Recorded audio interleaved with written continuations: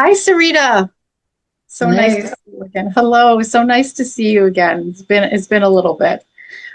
So happy to have a ancient shamanic perspective to what's going on today in the world. So I'm just going to jump right in. And Please do. all right, sounds good. So Sarita, there's multiple agendas playing out in the world today. I mean, I guess that's obvious. What is the one that you're the most focused on, and why? Oh, that's interesting. Okay. Well, actually, I've just done a series with Iconic talking all about this. And I think the one that I'm personally most focused on at the moment is the Archonic infrastructure setup that is becoming obvious to a lot of people, I think. So I think there are a lot of topics that people have been scared to talk about in the past, about how the inverted matrix is set up, who is, if you like, controlling the people at the top, and why. And so I've been, not so much on YouTube, but I've been sharing this information with my students and people on Patreon and things like that. And what I've actually done with Iconic recently was I dived into this area of how people get stuck in conspiracies, and essentially they forget how, or they don't want to know how reality is actually created. So what I'm focusing on at this particular point, in terms of being in the public and what I'm sharing, is how we actually change this reality. So in other words, how we go beyond all of the agendas that we see playing out. And I think part of those agendas that are playing out is this very cunning thing, which gets people stuck in the conspiracy. It gets them stuck in a kind of victimhood, in a kind of looking out there, seeing the power structures and saying those beings, people, systems are bigger than little me. And so I'm going to fight against the system, or rebel against the system, or believe that I can't do anything against the system. And I really think that that kind of mindset it plays into their hands, essentially. And I feel like there's just a huge amount of people who start to wake up, see what's really going on, get completely freaked out, which is understandable because it can appear very evil, overwhelming, very dark. It's stuff that you don't really want to look at. But what they don't understand is the power is in their hands, because reality is it's a reflection of everything that you think and feel at a very basic level. There's actually a living field going on here that we are creating. So I think there's a whole plethora of people who've got stuck in this half awake but then victim mode, and they believe it is a battle, but they believe it's a battle that they have to kind of engage with, and that's not how you win a war, a spiritual war. Mm-hmm. So I'm trying to teach people that the way out is kind of through the awareness of what's actually going on. So we can't deny what's going on and what we see playing out with all the systems and agendas, but the way out is to keep going through, and it's a spiritual road, it's a spiritual awakening essentially at the end of the day. So you have to keep going down, if you like, the rabbit hole until you come through actually the portal of the heart, and then everything opens up and you can expand your awareness, and then from there you get to make changes in the living field of our reality. So that's something I'm kind of focused on at the moment, which is why I've just done this series with Iconic.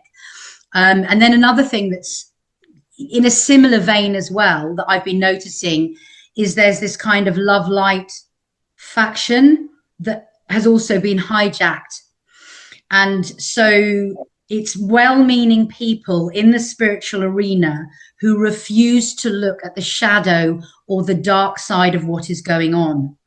And I've been through this phase. Loads of people have been through this phase, and it should be a phase, but some people get stuck at it. And when you can't see, or when you refuse to acknowledge the shadow the darkness of what's going on, you refuse to acknowledge your internal shadow and your internal darkness. And if reality is a reflection of what's going on, part of the true awakening journey is to see that you're permissioning the darkness you see out there, and it's coming from within you. So that necessitates going into your own personal shadow and healing it, understanding that we've offered this perspective and capacity to play out there, but it's really in here. Do you see what I mean? So those are the two things that I think are quite important at the moment for people who are on the awakening path. Because when you allow yourself to see that you're either stuck in conspiracy or that you're negating the shadow, what happens is you start to take full responsibility for everything that's going on in this reality. And that's the moment where your reality starts to change, where you acknowledge you've chosen it, you've permissioned it, you've created it. It's the most empowering piece that I think all humans need to understand at this point if we're going to make change in the world. Wow, that's incredible. That is incredible. That was a bit of a long answer. Every single thing that I was going to ask you in one complete paragraph. No, that's incredible, because I agree with you. It's this polarization, right, of people who want to stay in, like you say, the conspiracy. They just want to keep fighting and fighting and fighting, not realizing that they're giving more of their energy and attention to the very thing they don't want. And then you have, yes, and then you have the other side, like you were mentioning, that is almost in denial of the other part of the agenda, the darkness. And so I think what you're saying is getting in the middle and recognizing that this is a reflection of your reality that you need to go through to heal and come out the other end, because each of the other sides are really just futile and keeping you in victimhood. Is that what you mean? They're keeping you in polarity. And polarity, and keeping you in some extreme end of the spectrum, each spectrum, and not somewhere in a balanced middle where you can go through and actually heal that within you. I like what you said about you need to go through and then you need to come to the heart portal. Can you talk a little bit about that and what that means for people? Yeah, so I think that when you're in extreme polarities, it's quite hard to stay centered in your heart center. In the middle of your heart center is a portal. Literally, there's a doorway which gives you access to source consciousness. We have a lot of doorways in our bodies. Essentially, we're made of portals, really. And but the heart center is a doorway that gives us access to the heart of the cosmos, or in other words, it gives us access to the truth of who we are. And the truth of who we are is we are the all that is, we are source consciousness, and we are fractalized aspects of that source consciousness. Okay. So what I feel happens when you get into the heart is you are able to access the same perspective that source consciousness has. So if we were to say that source consciousness is the creator, okay, I'm not going to call him God, because in my opinion, God is a whole nother thing. Okay. That's a whole nother conversation that I'm not sure we're allowed to talk about on YouTube. So let's say the heart gives us access to the truth of who we are, which is source consciousness, which is the creator. Now, the creator does not mind if we play with evil, or if we play with good, if we play with separation or victim consciousness or joy. It doesn't mind what you do. The creator is experiencing itself through the fractalized aspect of us, okay? And the creator is so expansive and holds so many infinite perspectives that it would not deny any of us an experience that we choose. If the experience that we choose is desperation, loneliness, and abandonment, the creator's good with that. If the experience that we choose is joy, happiness, peace, the creator's good with that. It doesn't try to enforce our own experience upon us. It allows us the choice of that. It allows us our evolutionary development, however that comes, okay? So in other words, the creator holds or contains all. And as the container, in a way, the creator is neutral. It's not trying to force goodness on us. It's not trying to force anything on us. It just allows us to be what we are. You could say it loves us so much, it allows us the choice of our experience. Okay, so really the creator is neutral. That's how the creator as the container holds all of the infinite potentials that are available. Now, when we access the truth of who we are through our heart portal, we kind of get access to that neutrality. So in other words, the polarities that we see or experience happening in this third dimensional reality, when we access our heart center, we kind of go boom into the middle, and we have this kind of neutral allowance of everything. So now, as I learn this more and I practice more, for example, when something awful happens to me, I feel the emotions, they move through me. It's not like they don't move through me, but I understand that I've created them. And at some point, I somehow come back to neutrality, and I allow myself to just experience what's going on, feel what's going on, and if you like, ponder or come up with the wisdom of why I may have done that. I'm not so in the drama, which is polarity, that I can't see the wood for the trees. So I get the initial emotive flow of energy that runs through me, whatever that emotion may be. But then very quickly, I come back to responsibility, to being the container of my own experience, to understanding it's my choice how I react or what I choose or what I create in this reality.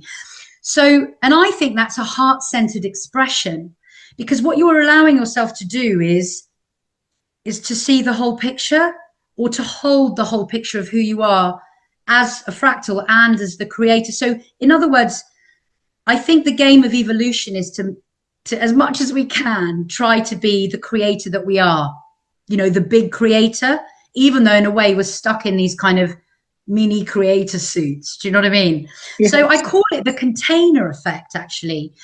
It's not that neutrality is that you don't care. Neutrality allows you to experience something, but not attach drama or who you think you are to it or anything. You experience something, but you're open to all perspectives of that thing that occurred. But most importantly, you can contain all of it. You don't try and push the experience away, which is separation consciousness. You don't try and blame someone else, which is separation consciousness. You don't try and fight against it, because that's separation consciousness. You know, all these ways that or you don't try and numb against it. That's separation consciousness, right? So you allow the thing to be what it is. And the only way you can really allow something to be what it is to be in the heart center, because the body does not lie. Okay. And the heart center is the middle, if you like, of this physical expression.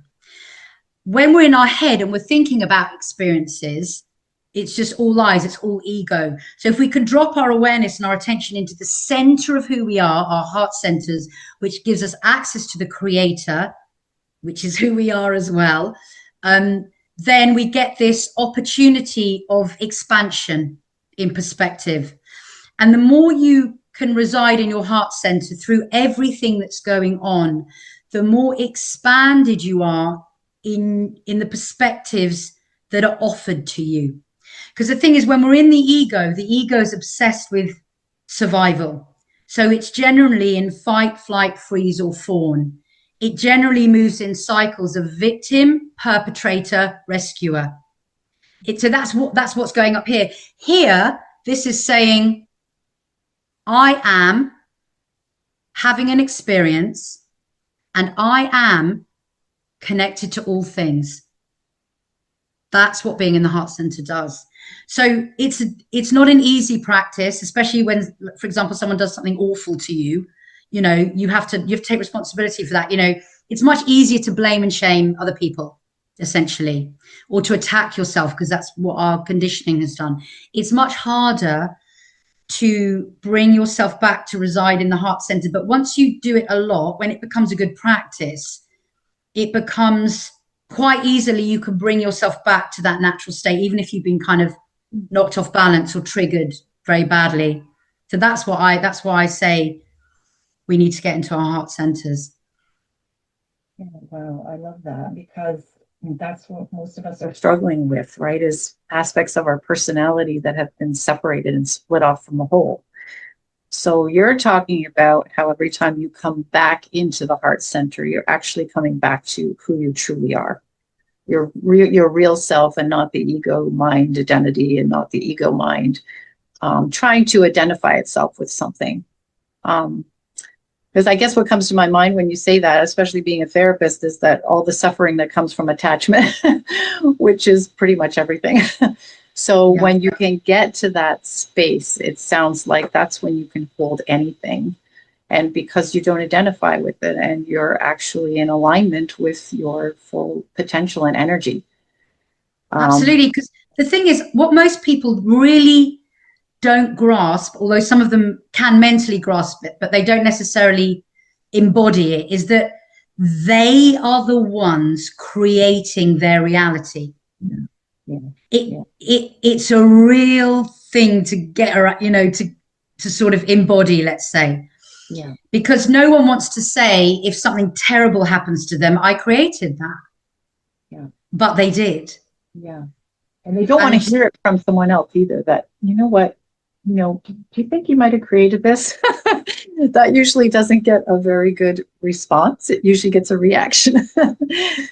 So yeah, people want to push that away, don't they? They don't want to take that responsibility. And we have been living in a society, in a culture, in whatever you want to call it, where we have been encouraged to give our power away and to give our power to something else. So to think that we actually did something, it's almost seems like people can't go there. Yeah. I mean, they can't, because it's the shadow. Yeah. The thing is, we're always creating our realities in every now moment. Yes. But most people are creating their realities unconsciously from the shadow. Yeah. Primarily because the shadow is a bigger supercomputer than your conscious mind, which is a tiny computer by comparison. So if you won't look at the shadow, you're essentially not seeing what is running the show of your life. And it's called the shadow for a reason. It hides from you. Even now, sometimes I'm shocked about what I didn't realize I was creating and why. Because it's my shadow. It's not easy to get in there. It knows I turn around and it's hiding behind me. It doesn't matter what way I look. I'm having to scrabble around in the dark. It's the dark you don't want to see. Yeah. So the thing is to excavate the shadow, and then choose consciously what you're going to manifest, what reality you're going to create from that. It requires a lot of effort, more and more people are up for this, but there are many people who are not up for the massive amount of work that it takes to do this. Yeah. Yeah. And as you say, even just having that in front of you, really facing that shadow and taking responsibility in that. So you really need to know how to be in that space to do this, because otherwise the ego mind is going to start, the cycle again.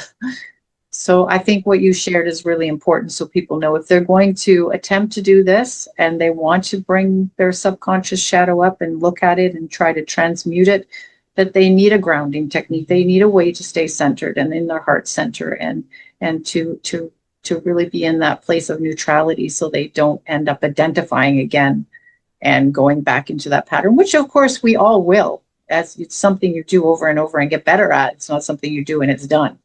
Absolutely. Yeah. But I think the neutrality, in a way, when you start excavating the shadow, you're just not going to have access to neutrality. So the neutrality comes when you excavated like a certain amount, let's say. So, and for anyone who's kind of new to shadow work, it's actually much, much simpler than you would imagine.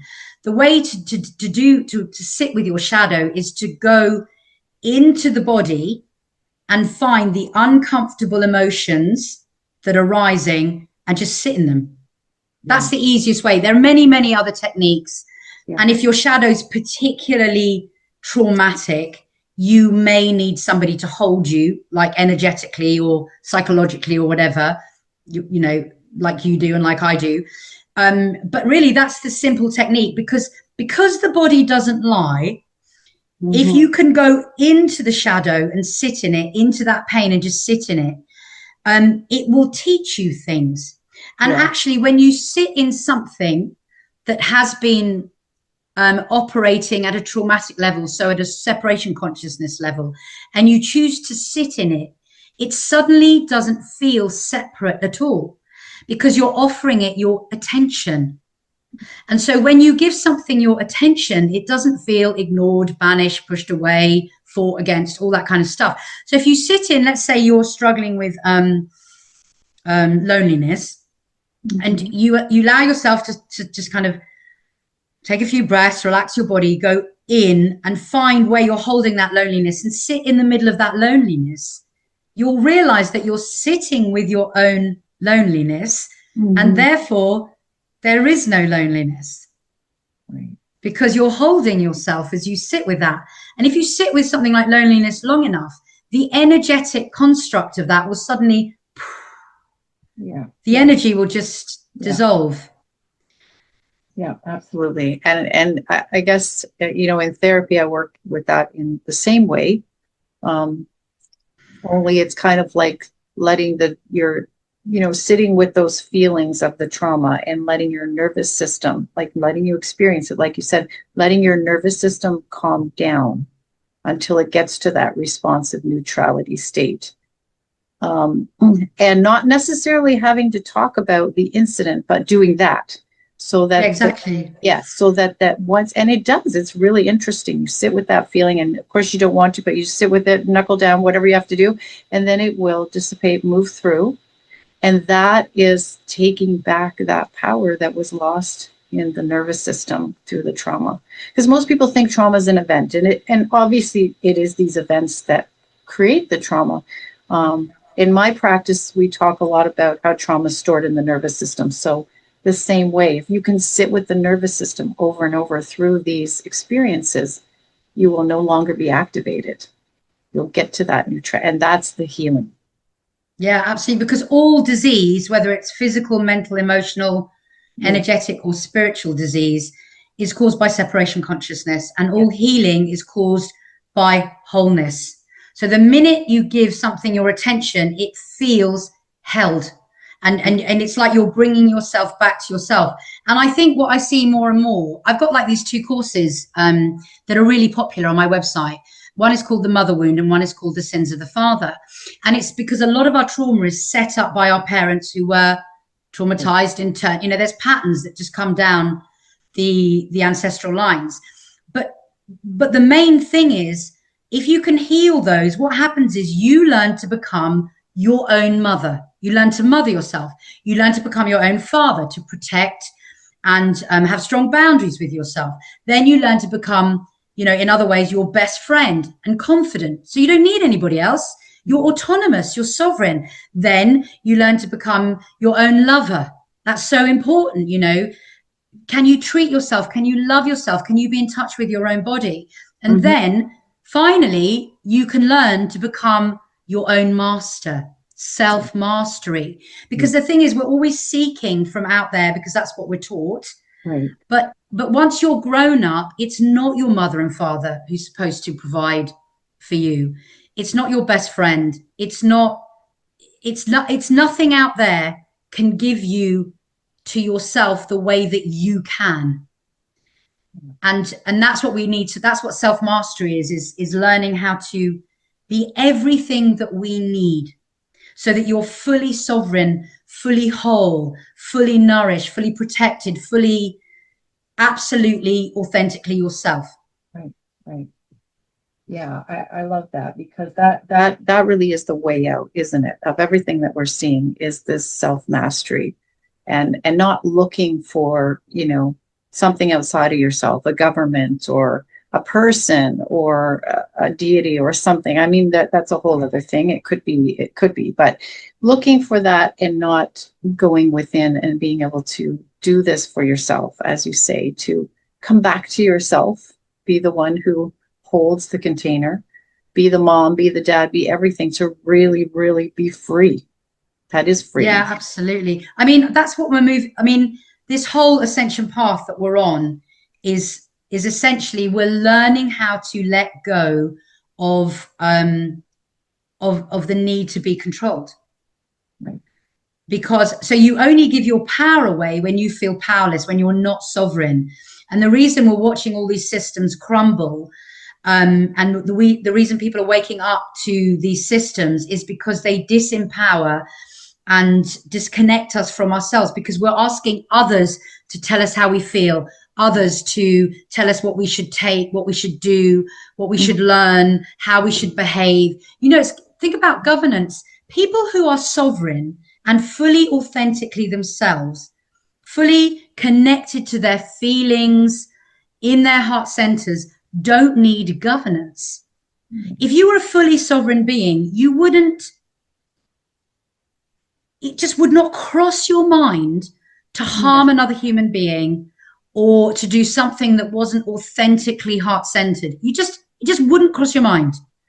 Yeah. But people are in separation consciousness. So they want to be told what to do because they're scared of all of the other human beings and themselves. Right. So they want to be told what to do. But if we move into sovereignty, nobody needs governance. It's self-mastery, self-governance. You don't need religions and all of those kind of things, because that's not what we're moving into. We're moving into fifth dimensional consciousness. It's unity consciousness. It's the end of polarity. It's it corresponds to the fifth energy center, because it's the fifth dimension, which is the truth of who we are, which is that we are the creators. Right. So you just wouldn't create something like that, because you understand that you are the creator. This is how reality works, that you're not a victim. You haven't been dumped into a material world that's super dangerous. Yeah. That's falling away now. Yeah. Interesting.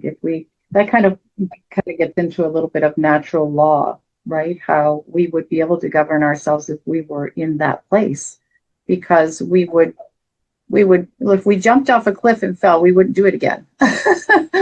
We would learn naturally by our wholeness, and we wouldn't create those scenarios. And yeah, so now what you're saying is through separation consciousness, now it's become something that people feel they need to do because they can't trust themselves. Yeah. But that's falling away, because what we're seeing playing out there now is with everyone, even people who are not that awake, are beginning to distrust all the governance. So you're seeing a loss of trust in the medical industry, in educational, in governance, all the stuff, banks, people are losing trust. Yeah. And what it is, it's a reflection of the fact that they've lost trust in themselves. Mm-hmm. So this reflection is really coming up to be seen. And now there's all this kind of chaos. What do we do with that? What do we do if we don't trust the people that we've been told we should trust? The only choice now is to start to trust yourself and to be authentically yourself and to follow your intuition and to think about what's the best way forward for you and your family and your friends and humanity. And so we're seeing this, people are beginning to just go, wow, what can we trust now? Mm-hmm. This is the question that's coming up everywhere. You see it everywhere now. Yeah. And the thing is, you can trust yourself if you're authentically being yourself. That's who you can trust. Yeah, yeah. And once you can trust yourself, you can see yourself clearly, you know who you are, you can then see other people clearly, because everything is a reflection of your internal state. Yeah, so true, so true. And do you think that's the reason that this is all happening, is so that we have to go through this non-trust of the external world to be able to go into the internal world and take back? Absolutely. Yeah. I think I think if our species was slightly different, we wouldn't have awakening through suffering. But we are in polarity. That's what we chose to create. And it seems that at this stage, humanity, or much of humanity, needs suffering in order to awaken. It's like how your heart breaks when you lose someone you love. The grief opens up your heart, and actually it makes you softer and more sensitive and more able to love deeply. So that's how humans kind of work. It's like we need a bit of pain in order to galvanize us to wake up. So for some reason, humans have chosen this kind of chaotic way to ascend. Is it absolutely necessary? No. And I actually know a lot of people now who are not ascending through suffering. So I don't know, like, I feel like I myself and many people I know, we've got to a point where I'm just like, I'm not in for any more suffering. It's not that I can't see what's going on, but I'm finding neutrality more and more easy, which means when I'm being neutral, I have more capacity to create a reality from expanded infinite potentials. So because I'm more easily going into neutrality, I'm experiencing less suffering, and I have more options about what I want to create. And I'm seeing more and more with people that I work with that they're stepping into it. They're just letting go of victimhood. It's not that they're blinkered to what's going on. They're just choosing different things because they've got clear sight. Right. Yeah, totally agree. And it's really great to watch people doing that. Because at the beginning of all of this, when things started to happen, it was a slow climb. Yeah, it was. It was a real shocker. Yeah. It was a slow climb. And now I think as people realize, I don't even know if I can trust what this post says on social media. I don't even know if I should keep my money in the bank. That has really forced the issue, I think, in a lot of ways. And people have gotten so overloaded with the chaos looking out there, let's say, that they're making that decision. Hey, I don't want this anymore. And there's so much information, isn't there? Like if you are interested in something, there's just every kind of information available to you. And all of that information will validate your belief. Yeah. Okay. Because if you believe X, you'll get all information telling you X. And if in the next 5 minutes you change to Y, you'll get all of that information instead. So what happens is that there's, in a way, if you want the real truth, you've got to go within, because out there will just, it's just too much, and it will just validate whatever you're thinking. So even if your thinking is, there's no such thing as false thinking, but let's say you're thinking in detrimental ways to yourself, that will get validated. Yeah. Whereas if you go, because it's your head responding to information, but if you go inside, you'll find the truth of who you are, because the body doesn't lie, and inside you have access to your true nature. And that's where the information that you really need will come to light. What would you tell people, as I know that you do a lot of meditation, and what would you tell people who are afraid to sit in that space, or afraid to be quiet and just sit with their thoughts? I would say everyone starts at that place, including me. I was talking about this somewhere else. I was talking about when I first started doing void meditations. So I'd suddenly go into the void, which is infinite space. It's black. There's loads of stuff in it. But when you first go in, the first second I went into the void, I was like freaking out. I thought I was going to lose my mind, not come back. I didn't know what was going on. So I came straight back, The second time I went in, I managed 2 seconds before I freaked out, and so on and so forth, until I got up to now I'm not scared of the void. It's the same with trauma. When I actually take people into their body's trauma, it was the fear of going in was worse than the actual trauma. Always, always, always.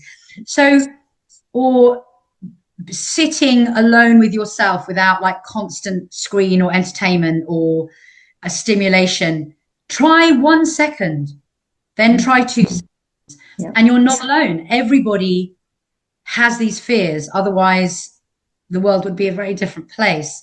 But the thing about fears is when you go into fears, It is the most freeing, exhilarating, exciting, and frankly fascinating thing you can ever do.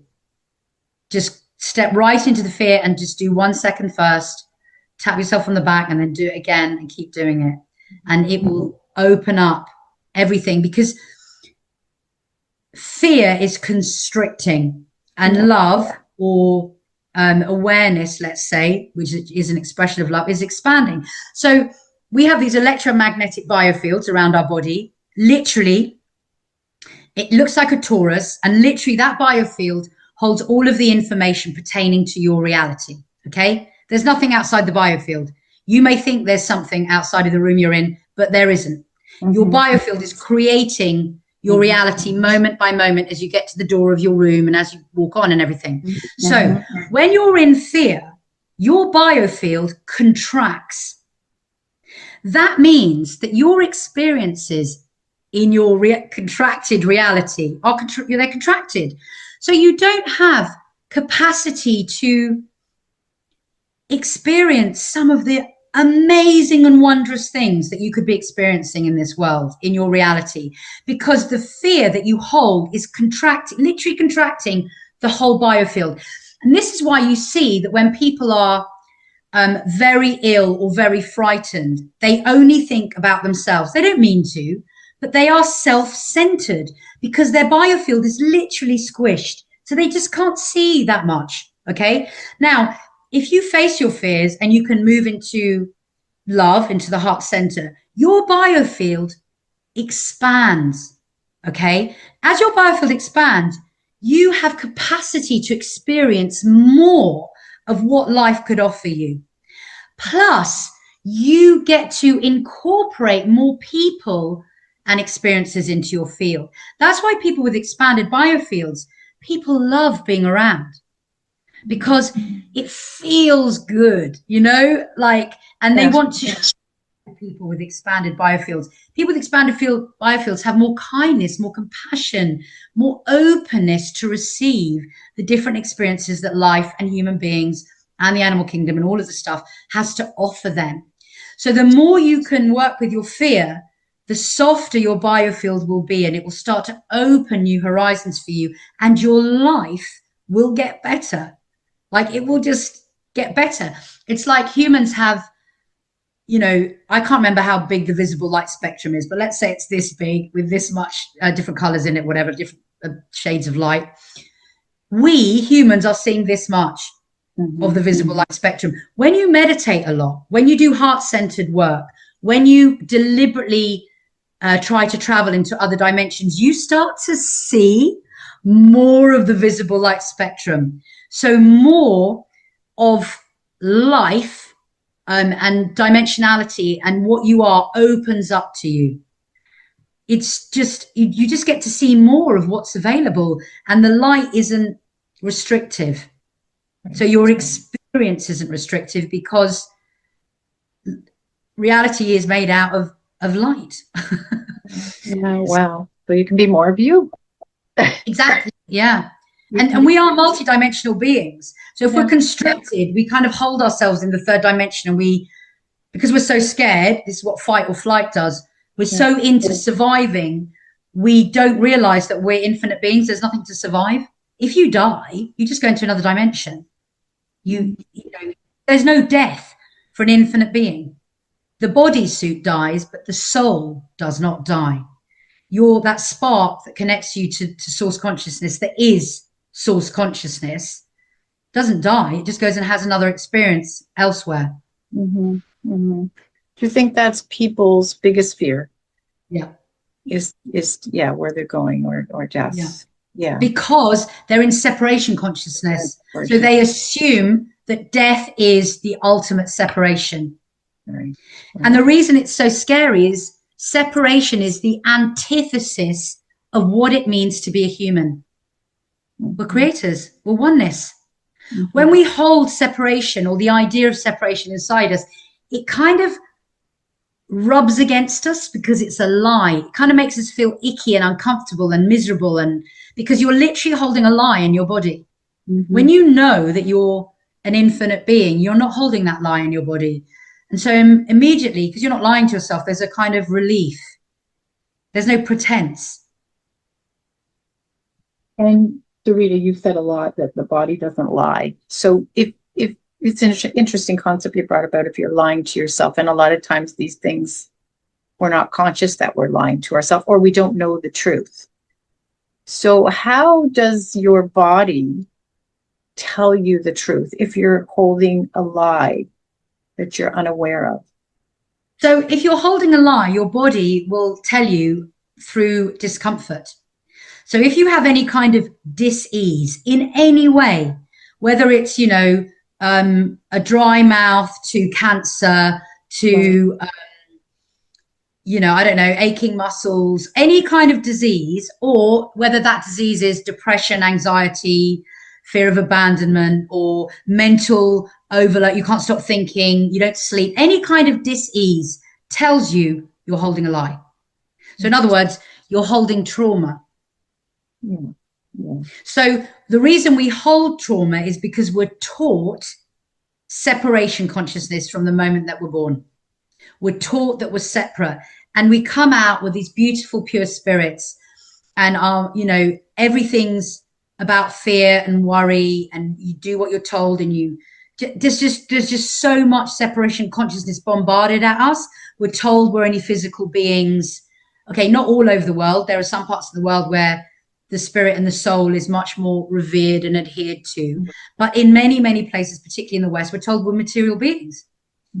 That you'll get, you know, so you hold any kind of lie like that dis-ease, separation, the idea of separation inside you, eventually your body will express it to you. And it starts to shout at you that there's a problem. And because all matter is created from energy, light frequency and information that's condensed or crystallized into form, the only way to fix a physical matter is to go to its original point, which is energetic. So yes, if you have a disease, you can take the right supplements, you know, eat healthily, exercise, all of those kind of physical things. And they are good because they're loving yourself. You can practice meditation, which calms the mind. You do the shadow work, which starts to move the energy. You've got to do all of that because everything has come from energy. Right. And because we pull our experience from plasma, from source consciousness, into crystallized form through our choices and our desires, when we want to change that crystallized form, so let's say the crystallized form got distorted and turned into cancer, we have to work on all the levels and kind of break up that crystallized form, let it go back to energy and information, and then recrystallize it into a different way. So you've got to work at all of the levels of yourself in order to change a disease inside you, because all disease is crystallized light frequency and information. Right. Fascinating. Fascinating. Yeah. And I know that we're coming to a close, but believe me, I want to hear about how to do that. And because I think that people hearing this, they're going to relate to everything that you said, and they're going to want to know how they can, you know. So you can break crystallized matter up just by sitting in it. But if it's very dense and it's been going on a long time and you're in like habitual patterns, or it's come down like ancestrally, right? There's specific techniques. But what I would say to you is go into your body, find the emotion, sit in the emotion, okay? And then do some kind of energetic breath work into the emotion, okay? When you've got a very intense emotion in your body that's kind of running the show of your life, generally it's going to be crystallized block, okay? And if you can do some kind of breath work into it, even if it's just low, long, steady breaths, or like breath of fire or something, and you can focus all of your attention and you're kind of breathing into the block, breath, which is essentially the bridge to the divine, okay? And the divine is always going to be infinite love. When you breathe into an energy block, eventually it will break up the energy block. It will decrystallize it, and it will turn back into light frequency and information and disperse from the body. That's very generalized way of explaining it. But really, in terms of, I really think breath work is the way to go. Right. Yeah. Fantastic. Thank you for answering that. I didn't think you could, because I know there's more to that. But that, the only thing I would say to that is, if it's a very traumatic or very huge emotion, have someone with you when you're doing it, because release can sometimes be overwhelming. Right. Yeah. Point. So thank you for sharing that, because I think that's going to be helpful for a lot of people. And they can always check out you and check out your website, which I'll put on the links below, and go to some of your meditations and learn how to do some of these things. I think this was just a spectacular conversation, so healing and so concise about what the problem is, you know, separation consciousness, not necessarily what's happening in our world. Looking at that as a mirror and how to bring that into that containment, which is who we truly are, and bring that life force and energy back to where we reside without being. Absolutely. I mean, the takeaway is we have the power to change everything, our bodies and our entire realities. It's up to us. Yeah. I guess that's what free will is. Yeah, we won't go there, but it's up to us. I didn't hear. Say that again. I guess that's what free will is. Yes, absolutely. Yeah. Yes, but I love that. So that's our freedom. That's our way out. We are the way out. And that's a great ending to end there. So Sarita, thank you so much. This was fantastic. I really always enjoy speaking with you. And I feel like the wisdom that you share is so profound. It's profound, and it's simple enough to be able to put it into practice. And that's what we really need. We need to stop consuming information and I got this practice, I got that practice, get into the practice, give some attention to it, give some time, build your time. And then it sounds like it would be a very beautiful place to hang out, is in the heart center. So I thank you so much for doing this today. It was absolutely amazing. Thank you so much as well. It's been lovely to talk to you. Thank you, Sarita.